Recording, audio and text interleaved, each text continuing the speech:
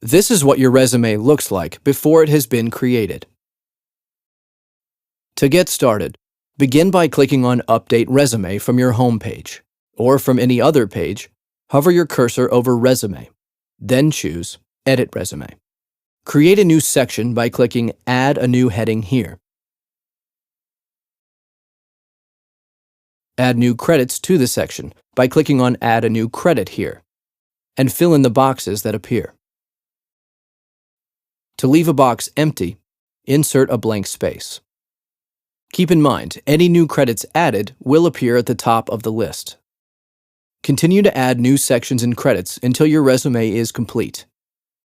If you need to reorder the sections, use the arrows here. Easily edit or delete a credit by using the icons here.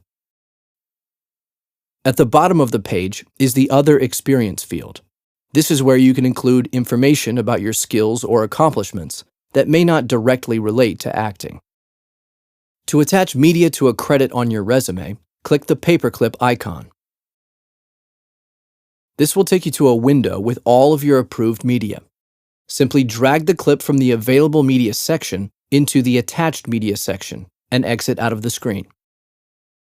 You should see the number change next to the paperclip when successfully attached, and it is possible to have multiple clips on a single credit. If you have a video or audio demo reel, click the corresponding button at the top. Select your reel from the list and click Save. The name of the file will appear in the box. The reel can be played by clicking the corresponding button on the left. Hover over the photo thumbnails to see larger versions, and click on it to see the largest version. With this window open, you can browse through all of the photos, video, and audio on the resume.